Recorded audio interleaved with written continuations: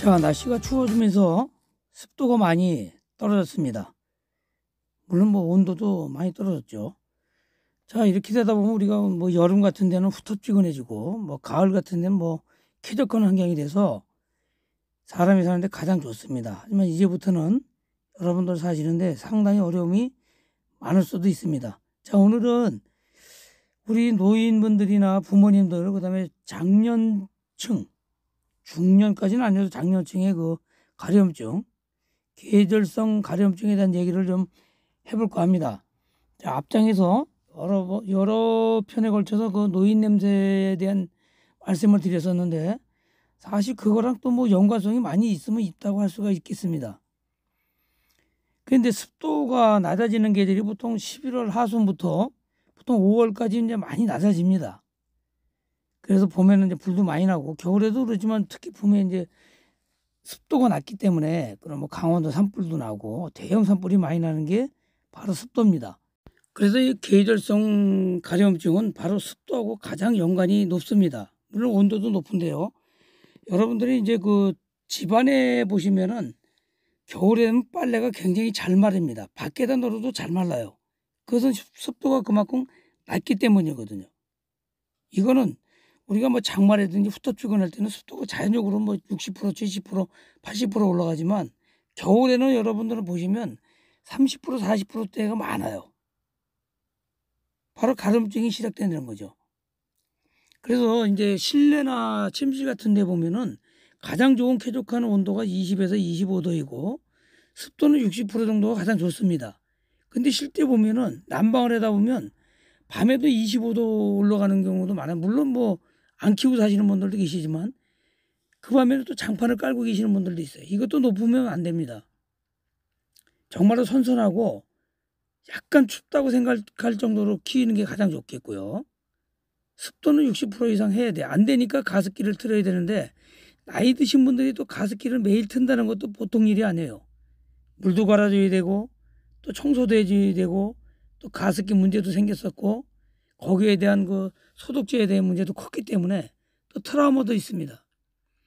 어쨌거나 그렇게 하셔야 돼요. 그리고 안 되면 어떻게 해요? 천연 가습제인 빨래를 넣으신다든지 뭐 알로카시아라든지 여러 가지를 심어서 습기를 발산하는 그런 나무를 심는다든가 수경 재배를 해서 습도를 맞추는 방법밖에는 다른 방법이 없습니다.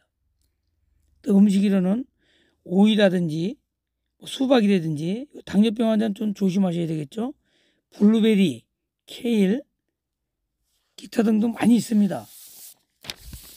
그런 걸 드심으로 해서 또 유지가 되는 수도 있고, 또 요즘에 시장이나 마트에 가시면 콜라비를 팝니다. 콜라비는 수분 공급에도 굉장히 좋고 저칼로리가 되기 때문에 다이어트에도 좋고 또 포만감이 좋아서 배변 활동에도 굉장히 좋습니다.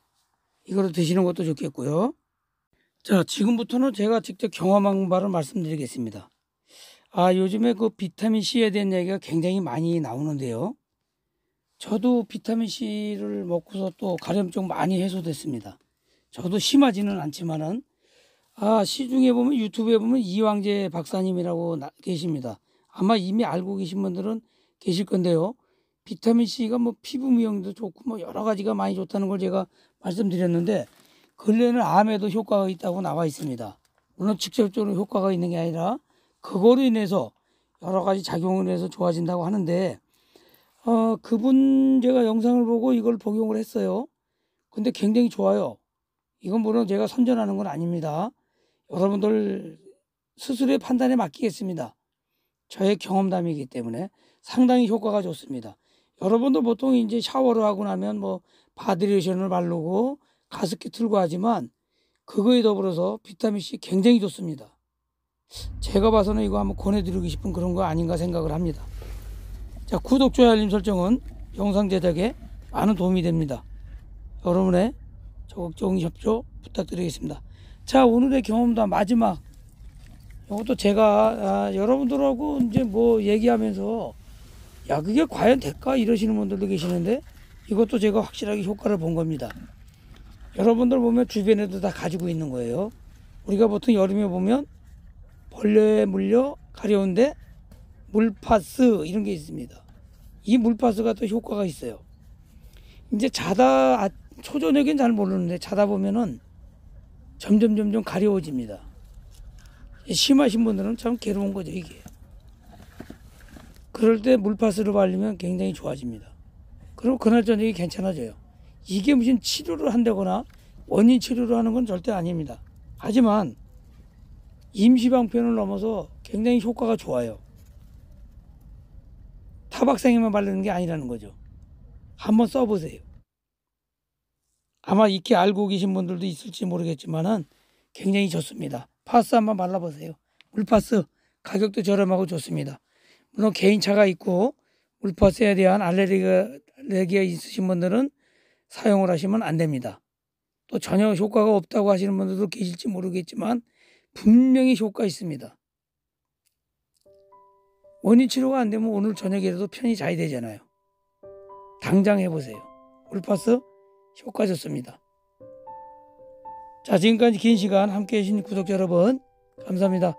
남은 시간 편안한 저녁 시간 되십시오. 자, 마치겠습니다.